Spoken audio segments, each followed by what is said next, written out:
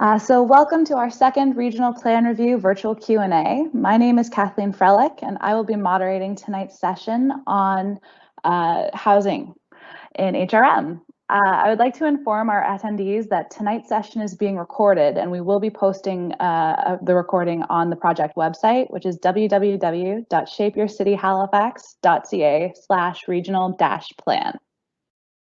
Slide 3, please. So before we begin, I'd like to give everyone just a few quick instructions for using Microsoft Teams. First of all, if you'd like to use closed captioning for tonight's session, please click the CC button in the lower right corner of the screen. Slide 4, please. You may also leave the session at any time by clicking the Leave button on the upper right corner of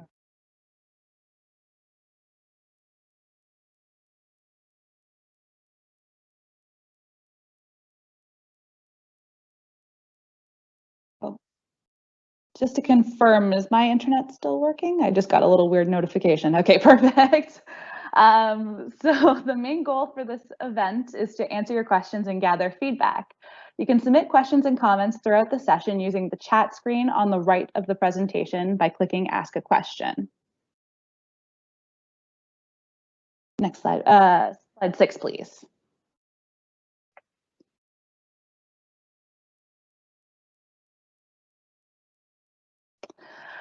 So the minutes from the session will form the public record, and you're welcome to include your name with your question if you would like. But you are also welcome to post anonymously by clicking the Post as Anonymous button below the Ask a Question section. Slide 7, please. You may then type your question where it says Ask a Question and hit Enter, and we will receive your comments and questions. Slide 8, please. So tonight, staff will provide a quick presentation regarding the regional plan review, as well as its role in housing in HRM. And once this is complete, our team and our panel of experts will be available to answer questions. We invite everyone to visit the project website and to participate in our other engagement tools, including our survey, or to submit comments and questions after the event. We will be gathering public feedback until July 16th. Slide 9, please. So I will turn the presentation over to Kate Green, who will be giving you an overview. Thank you very much. Great, thank you, Kathleen, and welcome everyone to the presentation tonight. Next slide, please. So we're here today because we are reviewing the regional plan, which means we're evaluating our land use policies and making sure they represent the direction that council would like to set. We're contemplating how the municipality is physically organized and growing. And we kicked off this phase of public engagement on May 20th, a Community Planning and Economic Development Standing Committee. That's a committee of council, and it's our primary advisory body for this work. Now, as Kathleen noted, this session is focused on housing. Slide 11, please. Now, we just want to take a step back and make sure that everyone here tonight understands the regional plan. This is a strategic document. It's the first planning document adopted after amalgamation that provided a region-wide vision for land use. And it was adopted in 2006 and provided a comprehensive outline of how growth and development should take place until 2031. Next slide, please. This image represents the progression of the regional plan over the past 14 years. So you can see on the left in 2006, we approved the first regional plan, and in 2014, we conducted our first review. That happened and was called RP+5. That was the brand you might remember that occurred at that time. And you can see highlighted in yellow, we're aiming to complete this review, the second review, in 2022. And on the far right is the end of the plan horizon, which is 2031. Next slide, please.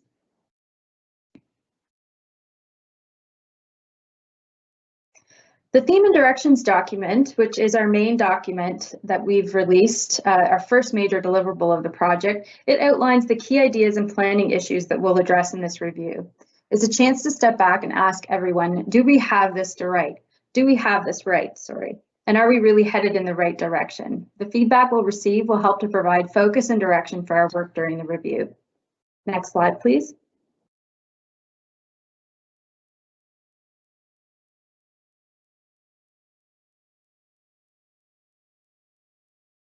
So you can see here that there are 11 themes in the document. They're all highlighted on this slide, and there's information available on all the themes on our website, as Kathleen mentioned, shapeyourcityhalifax.ca/region plan. But today we'll be focusing on theme 1 and 5. So theme 1 focuses on our role in enabling housing across the region, and theme 5 focuses in on our role on affordable housing. We'll speak to both today. Next slide, please. This image shows the spectrum of housing and different ways that people might be experiencing housing in our community. Reading from the left, you can see homeless people, emergency shelters, transitional housing, social housing, affordable rental housing, affordable home ownership, market rental housing, and market home ownership. Although housing is a complicated system, and there are interactions between all types of housing based on housing availability, income levels, market conditions, and strength and delivery of public housing, we all have a role to play as government providers and as providers of housing in making sure that people are housed and can access affordable housing. The municipal role in housing for Nova Scotia for the past 25 years has primarily been as a regulator. In our work in the regional plan, we will assess how much our population is growing and how land should be brought into the service boundary, or how we should infill in existing areas in order to create new housing. Although we don't build housing or control market prices, we do have a role in ensuring the regulations are organized in such a way that housing can come online quickly to ensure the market can respond to population demand and need for housing. While the provincial government has been responsible for providing shelters and social housing over this time, as shown towards the left of the spectrum, affordable housing has been an emerging area of responsibility for both municipal governments and the provincial governments, as well as our partners, NGOs, and private developers. In our presentation today, we are going to focus first on how we organize housing throughout the municipality, and then in the latter part of the presentation, we will speak to our role in affordable housing delivery. Next slide, please. So there are a few key questions we're trying to answer through the regional plan review. The first is, how do we locate housing and employment in smart or strategic locations so that growth can happen easily and in a way that furthers the municipality's most important goals? Next slide, please. We can break this down into two key questions. First, how are we growing? We need to evaluate the projected demand for housing and employment both today and into the future. To do this, we're relying on two key pieces of information: our housing and population analysis and our industrial and employment land analysis.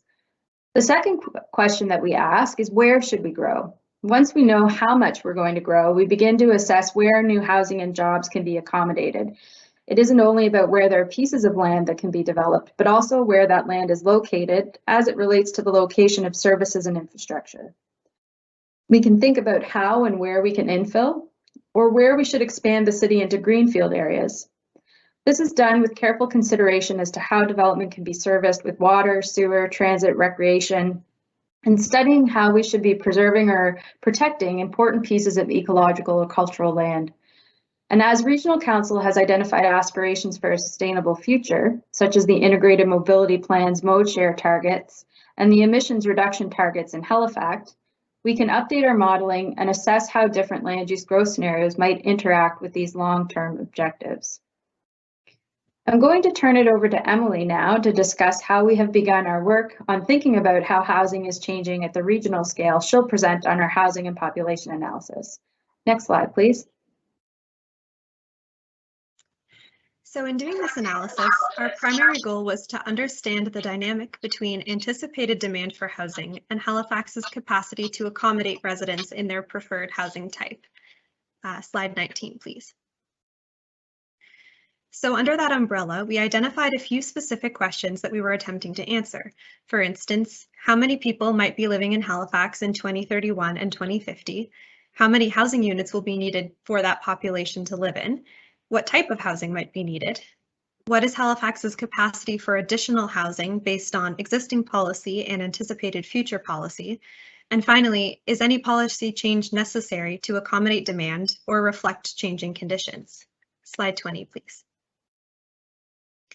So to answer those questions, we developed a methodology based on best practices that looks at different components of housing, including how population influences housing demand and how that relates to housing capacity. This graphic is pulled from the issue paper and outlines how all of the components work together. For the sake of time, we won't be getting into the full details of the method in this presentation, but the issue paper, which is available on the Shape Your City website, has more of the specifics if you're interested. Slide 21, please. So the key pieces that we looked at for this analysis were demand, how much housing do we think we may need, and capacity, how much space do we have to locate new housing. The essence of what we're trying to figure out is in the relationship between those two concepts. So do we have enough capacity to accommodate the demand that we might anticipate? Slide 22, please. On the demand side, we used a population projection and previous data on households and what type of housing people were living in to figure out how many more housing units we might need in the future. Slide 23, please. We created 3 population scenarios based on different assumptions around migration into and out of Halifax, which are displayed on the graphic here. So there's low immigration and economic downturn, moderate immigration and continued growth, and high immigration and economic boom. On the graph, they're lined up against what was in the 2014 regional plan, which is in purple at the bottom. It's important to recognize here that these are not predictions. The moderate immigration and continued growth scenario was our best attempt at continuing recent trends, but then the high and low scenarios, we were both playing with extremes. We wanted to be able to test the resiliency of our policy in dealing with the unpredictable. So we're not trying to say this is what will happen, we're more asking what would happen if. Slide 24, please.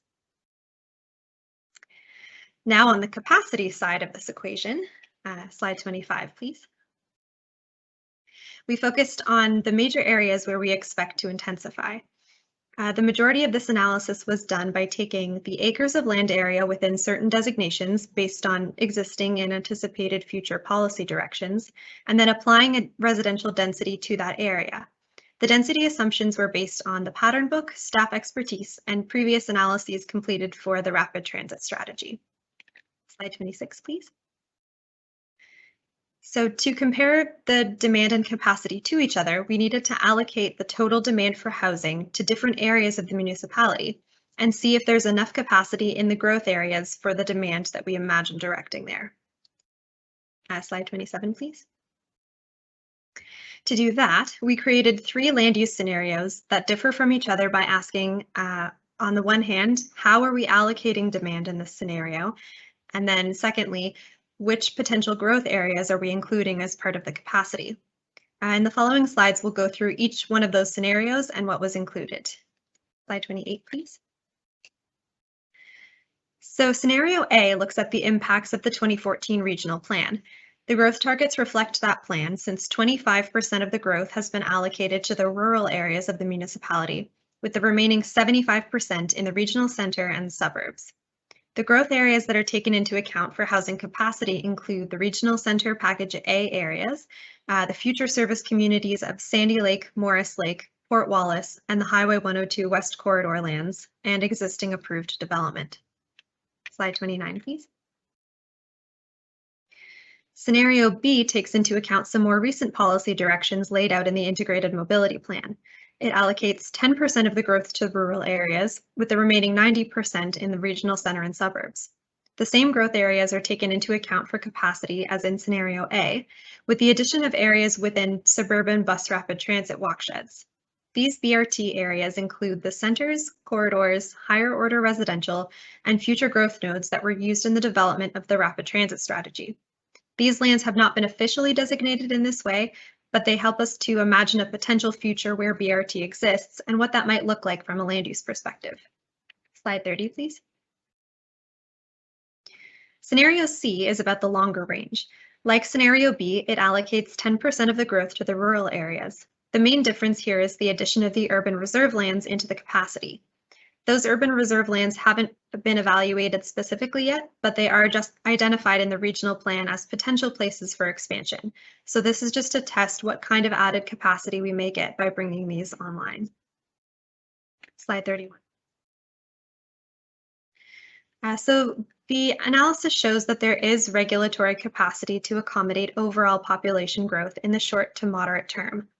The preliminary analysis tells us that based on the 2016 propensity of the population to live in different types of housing, there will continue to be high demand for ground-based units, meaning single-family, duplex, townhouse, and mobile homes, while most of the capacity in the growth areas is in the form of apartment-style units. So those assumptions about what type of housing people want to live in are based on the 2016 census. The housing preferences will likely change in the future and are also likely partially driven by the type of housing that was available and affordable to people at the time of the census. Housing preference is one aspect of this analysis that we'll continue to refine as we continue with this work. So the analysis of the scenarios indicates the development of the remaining future service communities should be considered in the near term if Regional Council chooses to respond to the 2016 propensity to live in ground-based units. We'll continue to work on this analysis over the coming months and are asking for feedback as part of this period of engagement on our housing and population analysis paper so that we can hear from the public on our methodology. I'll now turn it back over to Kate, who will speak to the affordable housing initiatives.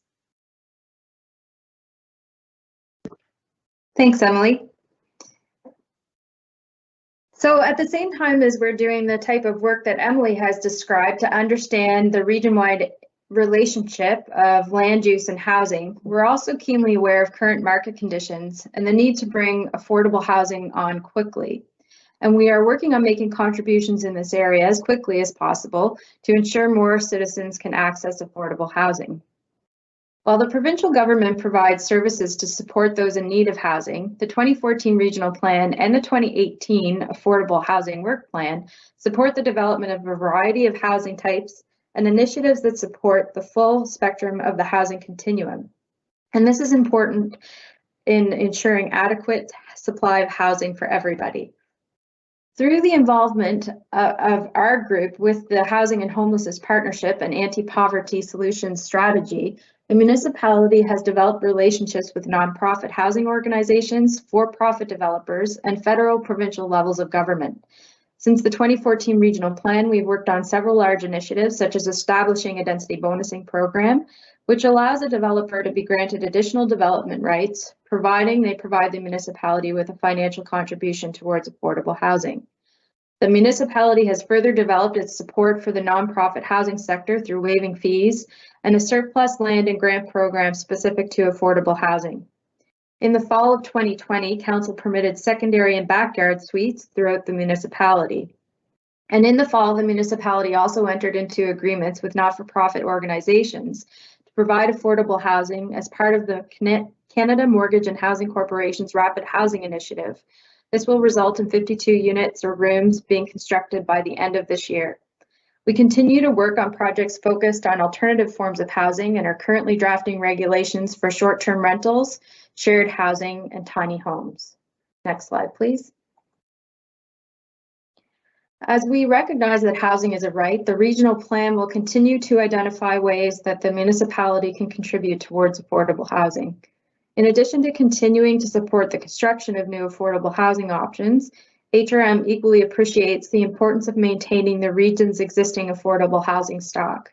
While the redevelopment and revitalizations of neighborhoods can have several benefits, it can also have serious, often unforeseen impacts on the people who live in them. Many residents or even entire communities can be displaced or priced out as a result of increased rents or cost of services. Housing programs must include incentives to retain existing affordable housing stock, and the planning process should consider the impact of redevelopment by proactively assessing for these unintended consequences, preventing harms and really maximizing equity. We anticipate the provincial government will grant permissions for inclusionary zoning under the Halifax Charter, which will help in preventing known loss of housing. We will also continue to look at how we can remove regulations and leverage surplus land for affordable housing. And we are requesting the council commit to updating the housing needs assessment annually. This will allow us to study how many citizens are housed or in core housing need, and will provide much needed information and data. And finally, we will be sure to capture the direction for a region-wide density bonusing program. We have drafted an interim policy that may be applied as the program is developed in our suburban and rural areas. Council's recently made a commitment to increase the number of staff working on affordable housing in the municipality, so that should continue to increase our capacity to work in this important area over the coming years. Next slide, please. And before we enter into questions, we just want to make sure everyone is aware, has a link to the Shape Your City site. So again, www.shapeyourcityhalifax.ca/regional-plan, and our email address regionalplan@halifax.ca, and our phone number 902-233-2501. This is where you can find any and all information, anything that's happening on the regional plan. So we encourage you to go there and get in contact with us if you have further questions. And that's it. I'll turn it back over to Kathleen. Thanks, Katie. Next slide, please, Shiloh.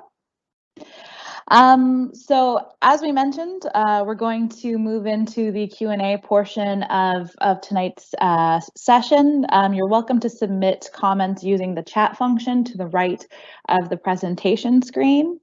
Next slide, please. So I will read the questions in the order that they're received and direct them to our panel. We'll get through as many of the questions as possible in the time allotted, and if there are any outstanding, we will be posting a written version of our responses on the Shape Your City page, and we'll certainly address anything that might be missing. Next slide, please. So I'll introduce our panelists. The first is Kate Green, who just finished presenting. She's our Regional Policy Program Manager with Regional Planning and is a member of our Regional Plan Review team. Emily Potier also just finished presenting, and she is our Planning Research Analyst with Regional Planning and sort of the guru around our housing analysis. Jillian McClellan is here. She is a planner with the Regional Planning team as well, but with a focus in our affordable housing work. And Leah Perrin is also here, who is a principal planner with Regional Planning and is also a key member of our Regional Plan Review team. So next slide, please. So as I mentioned, please feel free to submit your questions in the chat. In the meantime, I do have a couple questions for our panelists just to sort of get the ball rolling. So I think probably one of the more obvious questions, and I'll direct this question to Emily, is just obviously we're talking about population projections and trying to get a good idea of what's coming forward in the future, but COVID-19 has been a pretty big variable on that. So I'm just wondering how COVID-19 has impacted the population projections you were speaking about. Thanks, Kathleen. We've definitely observed some interesting trends over the last year relating to population, housing, and the pandemic, like the move into the Atlantic provinces from other parts of Canada, as well as the move toward rural areas across the country. It's hard for us to say at this point whether those trends will continue, how long they might continue, and to what extent they might continue. So for the purposes of this type of long-range exercise, we decided we mostly didn't have enough information to factor those pandemic trends into the projection. There's one component that we did adjust slightly, which was immigration. So earlier this year, we had data from the province about immigration for the 2020 calendar year, which showed a 53% decrease from 2019. So for the first year of our projection, we decreased the immigration assumption by 53% to reflect that slight dip in immigration due to the pandemic. Great, thanks so much. My first question I'm going to direct over to Jill, and if any of the other members of our panel have anything to add, please feel free. But it's asking, could you please define the term inclusionary zoning?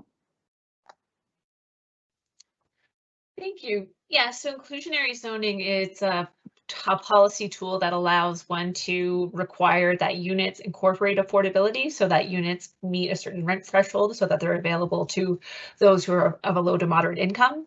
It's similar to an incentive or bonus zoning program. However, with inclusionary zoning, it doesn't need to be tied as a public benefit or as a benefit to more development. It can be a requirement that's just part of any development that's over a certain size, over a certain amount of units. Thanks, Jill. I think this next question is for you. It's pretty technical, so I'm going to try to break it out a little bit. We may need to follow up with this individual after the meeting in our written response for all of the questions. But the question is, if an affordable home is less than 30% of your household income, do we have homes available for all levels of income?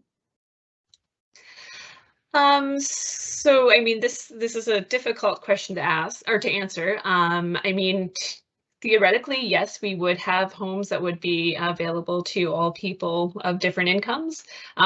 Those who are in need of much more affordable housing or deeper affordable housing would likely be part of our public housing component, or would be living in housing that's provided by the province. However, I think it's fair to say that there isn't enough housing for everybody for the different levels. So there might be more housing that might be targeted to different levels of income opposed to other levels of income. I don't have the stats, and that's something we can maybe look into further providing at a later date, is this, you know, what income deciles are in need of housing most. Unsurprisingly, as you get lower down in the income deciles, there is less available housing. But I mean, but there is a wide array of different levels of income or different levels of housing throughout HRM. Great, thanks, Jill. And I think that, so I'll publish this question, and we'll try to follow up in the written version of today's pretty technical question. So I think we'll all need a little bit more time to think to give you a thorough answer. If this individual would like to follow up with us directly, you're welcome to send us an email to regionalplan@halifax.ca, and we can look into that a little bit more, but it will be included in the written version. Thanks, Kathleen. I could just add also, I guess, that I see that there's some questions in there around sort of market rates of housing and how we're tracking that. And CMHC, we are certainly getting a lot of our data from CMHC to track market rates of rentals and things. So we can certainly provide links in our written responses to that information as well. Perfect. Thanks so much, Leah. So our next question, is also for Jill. Can you provide any detail on how a density bonusing program would work outside of the urban core? What percentage were you attributing to each growth projection? Low, moderate, or, oh, sorry, that's a separate one. So we'll start with the density bonusing question, and then we'll move on to the next one. For sure. So the density bonusing program outside the urban core would kind of look like the density program that we have assigned to our future growth nodes right now. So instead of assigning a specific value for the additional building that's being developed or floor area that's being developed, you look at the value of the land now and the value of the land after the proposed development. And then based on that, use a coefficient, I believe it's 12% for the future growth nodes, apply that to the value of the change in value, and that would be your density bonus requirement. Perfect. Thanks, Jill. And then the next question, I believe, is for Emily. What percentage increase were you attributing to each growth projection in the low and moderate and high scenarios? Yeah, so the way that we did the population projections, it was a cohort survival model. So instead of attributing a % annual growth to it, we took the population as it is, broken down by age group, and applied assumptions around births, deaths, and migration. So I just had a look at the numbers here, and so it ends up being a different %. The % annual increase is different for each year, but in the in the low scenario, it starts off around 1%, 1.1%. In the moderate, it starts off around 2%, and in the high scenario, it starts off around 3%. But that's not consistent over the course of the projection period. So it tends to, you'll see, or on the slide with the graph, it shows that it was increasing more quickly toward the start, and then it levels off and starts to increase a little bit less dramatically further along. Great, thanks, Emily. Our next question is back to Jill now. Can we use the new Affordable Housing Fund that the municipality has set up in order to build under 100K small home clusters that can then be purchased by tenants using forms of rent-to-own financing? So thank you for the question. So the new Affordable Housing Fund, it's fairly broad in the types of development that it can be applied to. So there's no minimum, if there is a minimum investment for the grant program, it's very low, it's a couple $100. So we really want it to be very broad in the type of projects we could help through the fund. Whereas technically, yes, the funding could be used to develop a single house or potentially a cluster of houses.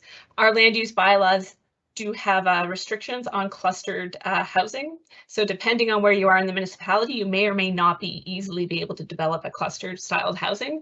That's something that we are looking into through future staff reports as well. In regard to a rent-to-own mechanism, that would be something outside of the municipality's provisions or restrictions. Great, thanks, Jill.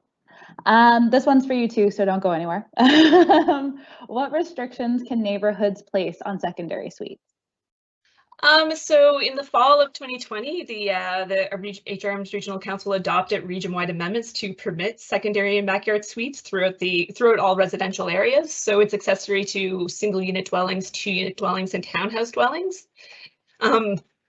Now the restrictions on the secondary suites is that you still need to comply with the same built form requirements as the main dwelling. So if you did need to, build into your side yard or expand on the footprint of the house, you may need to apply for a variance if that's larger than what the land use bylaw may permit. But as it stands right now, we've tried to be very light on any additional restrictions to a secondary suite opposed to what you would have for the regular dwelling or the main dwelling. I maybe through additional information, I can talk more about what the ability within covenants. Covenants are a separate legal document that the municipality generally stays out of. But should a neighborhood wish to wish to require certain covenants on a property or in a neighborhood, that's something they could talk to their neighbors and talk to a lawyer about placing on as well. But again, the municipality stays out of covenants, so it's Great, thanks, Jill. So I think this one is for you as well. When it comes to affordable housing, do you have any ideas about how the needs and solutions might differ between our urban, suburban, and rural communities? Besides keeping the size of units small, which aren't very family friendly, what tools are there for keeping housing units affordable? So most of the municipality's provisions regarding affordable housing are meant to cover the entire municipality, so they're meant to be very broad in how they're applied. So ways that we try to ensure affordability is by, waiving municipal related construction fees. So if we can waive your permit fees, if we can waive any sort of planning application fees that may be required for the development, that will help keep the building or the development affordable once it's developed in the long run as well too. We also have a tax relief program too. If you're a nonprofit, you get a portion of your property tax relieved. So that helps with the ongoing affordability as well. We do appreciate that, well, you do want affordable housing next to amenities, and yes, smaller units can be good, that it really isn't a one size fits all sort of solution. So you do need to have the ability to develop affordable housing in rural areas where you may not have the same access to transit as you would in urban areas as well. I might step in and just tack on to Jill's answer as well. Leah Perrin here, Principal Planner with Regional Planning. And one idea that comes to mind thinking about that question is just about housing supply as well. That certainly, especially in our rural areas, we hear a lot about the need for there to be more diversity of housing to support like all residents to live in their communities as they age. So our rural communities have often had many single detached homes, but not a lot of other types of housing. So expanding the sort of supply of housing and the diversity of the types of housing, certainly more housing can help more people to live there. So I think we in our rural communities, as well as urban, that's making sure we have lots of different types of housing available to people is really important as well. Thanks. Perfect. Thank you, Jill and Leah. Our next question, I think, is once again for Jill. Can we take a look at affordable indexing for small landlords so they can offer lower rents in return for corresponding property tax payment reductions, even if this involves working with the province to change the current service agreement? Yeah, so as it stands right now, the municipality doesn't have a lot of flexibility in supporting affordable housing within the private sector. Again, we can help through allowing a broad array of different types of residential uses, but we're unable to provide the same types of incentives that we're able to provide for nonprofits. So, i.e., we can't provide money or waive certain fees as we can for nonprofits. This is something that the Provincial Housing Commission report has suggested that the province look at changing to give municipalities more power to be able to do that and be able to provide more support. So that would be something that we would look into depending on how the province changes legislation. And then regards and changes to rent, that is something, again, that is more of a provincial responsibility through the Rental Tenancies Act as to how levels of rent or how indexing can impact rents. Great, thanks, Jill. This one's also for you. Don't go anywhere. Is there a way to make it a requirement for any new multi-unit development to include a number of affordable units equivalent to the number of units that the new development would eliminate? That's something that we're looking to explore through no net loss policy. So the idea of a no net loss policy is that you retain the same amount of affordability you have in an existing building as you would if the building was to be redeveloped. So inclusionary zoning is a tool that we can use to potentially meet that requirement. Further exploring how density bonusing requirements can maybe be used as a tool as well too, to be able to retain affordability. And then also working with our partners with the province and the federal government to see how we can support the no net loss policies or the protection of existing rental units. Thank you very much. So there's a two-part question. We've already answered the first part of it, but as I mentioned, the presentation and the questions will all be posted online, so you can come back and see that. The second question is also for Jill, and it's a little bit more broadly. What can the city currently do to preserve existing affordable housing? So the city can, again, helping with tax relief on existing properties. That can be a big help. Property tax can be a big cost saver in annual budgets. So that's one way we can help by allowing adaptive reuse. So maybe allowing a building to maybe do some interior renovations, but still keeping the structure of the building. That can, because the cost of constructing a building can add quite a bit to development, of course. So if you can retain the existing structure or work within an existing building frame, that can reduce costs as well too. I no longer see the question anymore, so I just want to make sure I'm not. You covered it. Thank you. No problem. And then, so we're at our last question that's been submitted. I may just ask a couple more from me, but as I mentioned, all of our attendees are welcome to continue to submit questions if you'd like. We have until 7:30, so please feel free to ask more questions if you're interested. I think this might be for you, Jill, but it may take Leah and Kate as well. What are the rules and regulations on building a shipping container home in HRM? So I can start with that, but then Leah or Kate, if you guys want to jump in, that would be great. As it stands right now, our land use bylaws don't permit shipping containers on residential properties, so that has become a bit of a barrier if you want to convert a shipping container into a residential use. Kate or Leah, can you guys comment as to how the center plan is approaching this? Right. No, I think you're right, Jill, that yeah, shipping containers haven't been something that's been permitted. I mean, I isn't something that I have done too much work on. I have seen articles that say that it's you know, by the time you're sort of trying to insulate them and do all of the things you need to do in order to convert them, that it may not be actually that much better than, you know, some other kind of modular home. Can't speak to any kind of authority on that, but yeah, as far as I'm aware, our regulations don't encourage them at the moment. Great, thank you, guys. I'm going to ask a couple questions just while we see if our guests have any additional questions. My question is for Emily. I'm just wondering what household size assumptions you used when you were working with the projected population in terms of number of units. Yeah, so one way of translating population into housing units is by taking the population and then multiplying it by an average household size.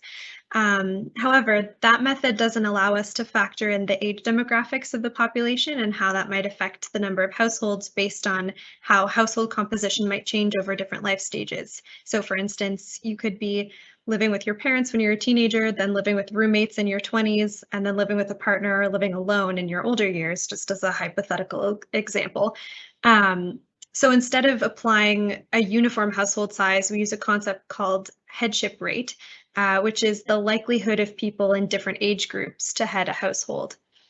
So essentially, for each age group, based on we took the number of households headed by someone in that age group and then divided it by the total number of people in that age group based on data from the 2016 census. So we then applied those headship rates to the projected population to get the number of households. And just to note that heading a household in this context means being responsible for paying either the rent or the mortgage, utilities, that kind of thing. So if more than one person in the household is responsible for those things, the primary household maintainer definition, as they call it, will be designated to whoever's name appeared first on that census questionnaire. Great. And I just was wondering if you could give us a little bit of information about why the population projection changed from what was in the 2014 regional plan to now. Sure. So the population projection used in the 2014 regional plan reflected about a 1% growth rate annually. In the last few years, though, we've seen significantly higher population growth, around 2% each year since 2017. One of the most challenging aspects of population growth to project is migration, since it can change significantly in short periods of time due to factors like government policy and economic conditions. So the migration assumptions from the projection that was in the 2014 regional plan were based on the economic conditions right on the heels of the 2008 recession.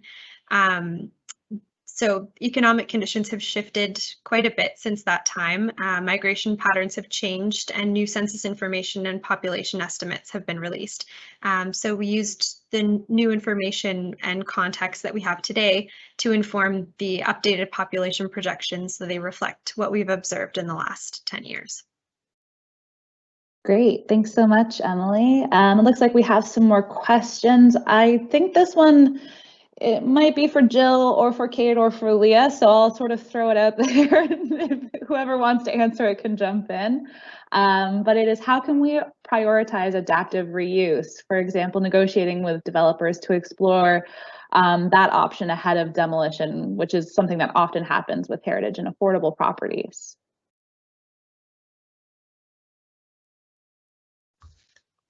I can start this, and then yeah, Kate or Leah, if you guys want to jump in as well.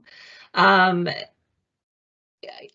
mean, I personally am a big fan of adaptive reuse. I think it's a great way to, it's not only has environmentally friendly aspects to it, but also affordability aspects to it too, that I think are fantastic. And so I mean, a way that we can prioritize it is by including policy that maybe allows for whether it's additional density or allows for maybe flexibility in the types of uses that might be permitted in there. We currently have a type of adaptive reuse right now, or for in the peninsula area of Halifax, or in the Halifax plan area, where if you're a heritage property, you can enter into a development agreement, which is a site-specific agreement, to allow for the adaptive reuse of the building, as long as you retain the heritage aspects of the building. You have a lot of flexibility in the types of uses that you can do in there. So that is one way that we're currently using it. Kate or Leah, do you have anything to add? Sure, I can just add to that, Jill. And as Jill mentioned, in our community plans, we have this ability to allow for people who own registered heritage properties to request additional heritage rights through a development agreement. And so we're hoping to allow registered property owners across the municipality to have this opportunity.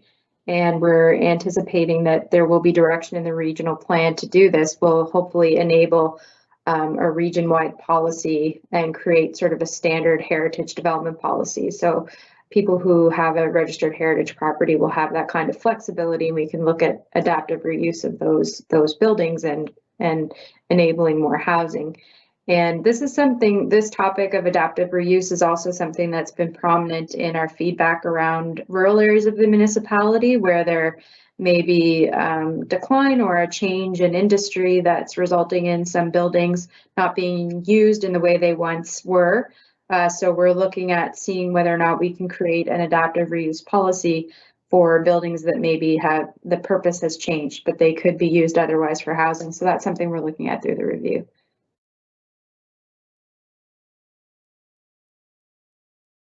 Great, thank you guys. I think this question is also probably for Jill. Has the municipality looked at co-housing for seniors programs? If you have a home with more than 2 seniors in it, they could be forgiven for some extra costs, such as paying water taxes, school taxes, etc. Basically doing things that make it cost effective for seniors who choose to live in a private home to save on costs. So we do have a shared housing project. It's not exactly the same as co-housing, but we do have a shared housing project that's looking at providing a consistent approach to land uses that provide, where it's a type of housing where you have a wide variety of individuals who live in a house under separate leases. So that can be applied to seniors, where everyone has their own room, but they share amenities. I appreciate with co-housing, everybody has their smaller unit with larger shared amenities. There isn't really anything that is preventing co-housing development from happening in Halifax. It's just a different way to develop a multiple unit dwelling. But yeah, no, definitely something I've personally been having conversations with seniors groups on, and just interested individuals through HRM on as well too, and would be happy to discuss further. Thank you very much. This one is also for Jill. Are secondary suites considered legal apartments? Wondering what the current amendment if the current amendment for secondary suites is temporary or long-term, and what kind of paperwork is required to establish a secondary suite. Yeah, so a secondary or backyard suite is considered a legal apartment. It can be used as a rental unit. It can be used for a family member. It can be used just as an extra unit that you have in your space for visitors, or for whatever reason you might want an extra unit. The current amendments are intended to be long-term. I mean, we will monitor the success of the program and see if any future amendments need to be made. But as it stands right now, there seems to have been a good uptake in the in those who are applying for permits for secondary or backyard suites. And for the paperwork that's required, it's the same thing as applying for any type of permit. So you'd be applying a permit specifically for a secondary suite or a backyard suite if it's separate from your building or separate from your main dwelling. Depending on the amount of work or the renovations that you need to do to your dwelling to allow for the secondary suite, you'll have to provide a certain array of plans that show that your building, that the secondary suite can comply with the land use bylaw and our building code. Great, thanks so much. The next question is also for Jill. Our housing crisis has highlighted the lack of maintenance in some rental units. When nonprofits build affordable homes through the new funding recently given out from the government, will there be funding for maintenance, especially long-term maintenance in the 10, 20, 30-year spectrum? So I'm assuming this is referring to the Rapid Housing Initiative funding. And I suppose it could also apply to the grant funding as well too. This would be, with the Rapid Housing Initiative funding, we're working with the province to ensure that there can be funds available for operating costs as needed. HRM has waived the property tax for the properties, so that will reduce their operating costs as well. And we will continue to work with these groups throughout the 20 years, the first 20 years, to make sure that they are able to keep their rents low for those in need of deep affordability, but also make sure that they're able to operate as well too. So that's something we're going to work closely with these groups on. For the grant program, or the HRM grant program, that's something that we'll be looking at when nonprofits are applying for the program, is as to whether or not how financially viable the project is. So has it already secured operating funding through the province or through another form of funder? And if not, we would be open to funding mixed market development so that they can be a bit more self-sustainable on their own by charging market rents to help supplement the lower income rents. Thanks, Jill. So I think the next question is a bit of a follow-up regarding adaptive reuse. So the example that we provided was the Heritage DA policy for sort of one of the policies that we've brought forward that are supporting adaptive reuse. So if we're not registered heritage properties, are there other options? Yes, so in addition to heritage properties, we're also looking at developing an adaptive reuse policy. We're especially focused in rural areas. We don't know exactly what form that will take. It's a pretty new sort of policy for us. We're trying to establish it at the region level. So it's really for, especially for institutional uses or government buildings where, once there was maybe a church or a community facility is no longer in use, how might we convert that? So it's more than just heritage properties. And I'm speaking off the cuff here, but I suspect that there could be opportunities as we explore tools for the no net loss, like Jill was talking about earlier, that we could sort of combine those two things. We're trying to figure out ways to maintain existing units and also keep existing buildings and then build on. So there's probably opportunities there, and we just need to do some more work. Yeah, and I'll add on to that as well too. The Rapid Housing Initiative funding, it was available to either new construction or converting non-residential buildings into residential buildings. So it was kind of encouraging that adaptive reuse of commercial properties into residential uses.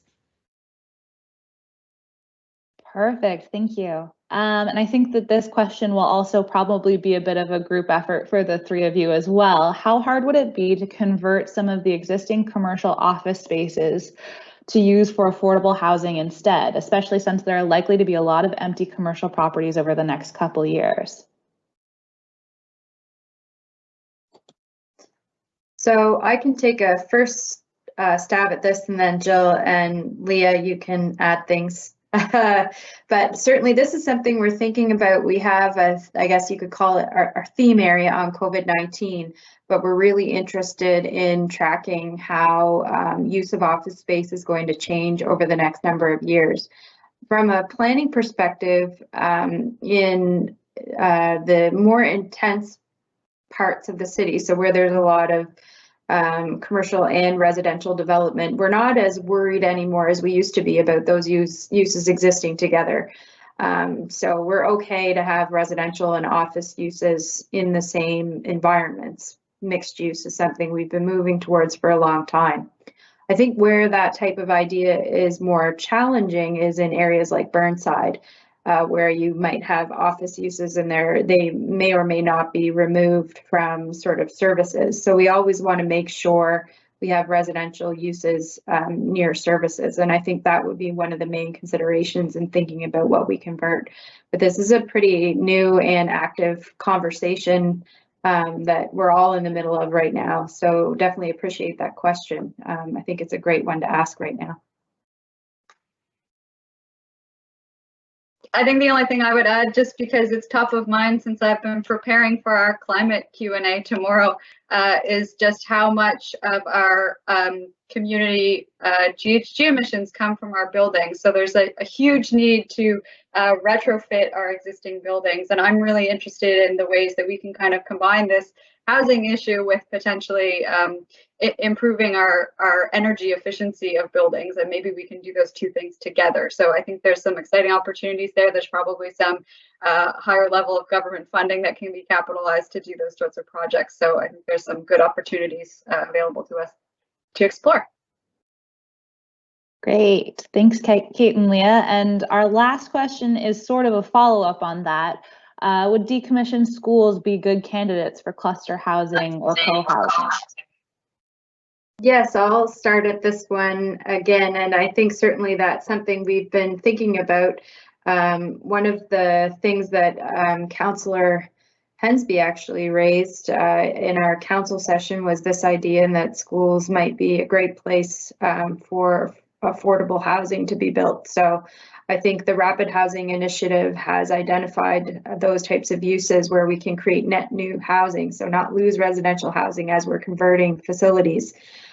So those are great sites, and we are partnering with the school. We work with the school board to identify where population is growing and where new schools are going. So as those sites are decommissioned, they often speak with the municipality about the decommissioning. And I think as we really are urgently trying to house people now, we can work on that in cooperation with the province. And Jill, you can correct me if I'm wrong. I believe that was identified in the commission report.